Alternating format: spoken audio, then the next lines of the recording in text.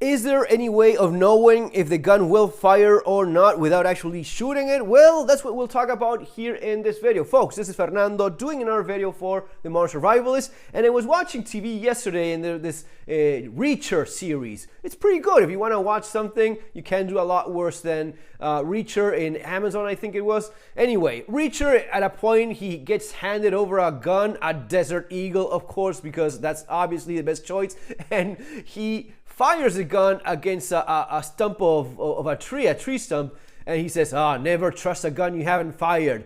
Yes, that's actually correct. Now, usually what you want to do with any gun you'll trust your life to is not just fire it once, but a few hundred rounds, maybe 100, 200, 500 rounds of ammunition to see that it's working correctly, and then fire it with the ammunition you actually plan on using in that gun. Let's say you have some defensive ammo you plan on using. Well, buy at least 100 rounds, fire it through the gun, see where you're hitting, because that changes depending on ammunition as well, and see if it works reliably. That is the proper way of doing things, and as we know, the world is not always perfect, so there's always things we can take into account so as to, somewhat get a good idea if things will work or not. So this goes for worst case scenario where I do have a gun, maybe I have just one round left or whatever, but it's something that over the years it's been pretty useful for me, especially when I was troubleshooting a gun that I was having problems with. One of the best ways is making sure that the actual firing pin, and in a revolver it's a lot more visible, is actually going through the breech face and is likely to hit the primer and fire the round, right? That's pretty basic in terms of how a gun works.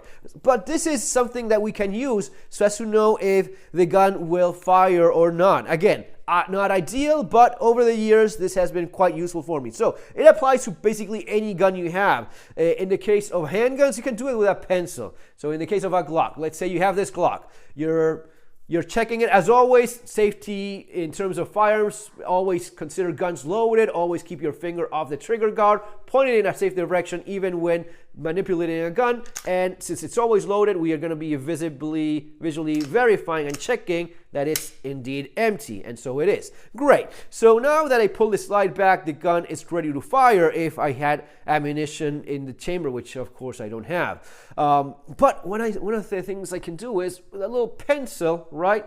You grab a pencil, you let it go like so, right? Up until there.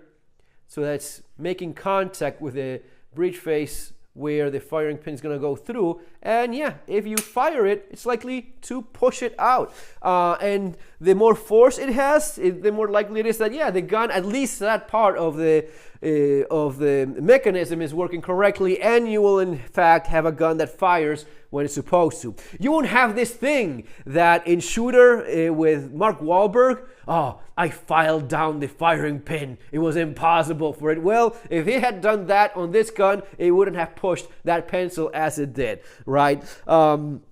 This works for any gun, really, at least that I know of. Any gun, you can have a little piece of wood down the barrel and see if it's the firing pin or it's hitting or not. With pencils that have a rubber on the end, this is going to be absorbing a little bit more, so it's likely to not be as it's likely to not be as strong, but it's going to be depending on how much force it has or not. Like in this case, again, same thing, and we are going to be cocking it first because barrel would have caught the pencil there. So all the way down, and as you see, you can appreciate that it's over there, and shoots the pencil out of the barrel. So guys, this is not foolproof by any means, but if you have a gun and you want to check if the striker or firing pin is actually doing what it's supposed to do, which is the most important part of the firing process, that's a cool little tip to keep in mind. Okay guys, if you want to learn more about all of these things and practical little tips and tricks like this and a bunch of our stuff, especially in the use of firearms for self-defense, I cover a lot of that in street survival skills and for the economic aspect of survival and preparedness, my experience going through just that in Argentina in surviving the economic collapse. That's going to be available in Amazon in the links there below. Guys, have an awesome weekend. Take care. See you next time.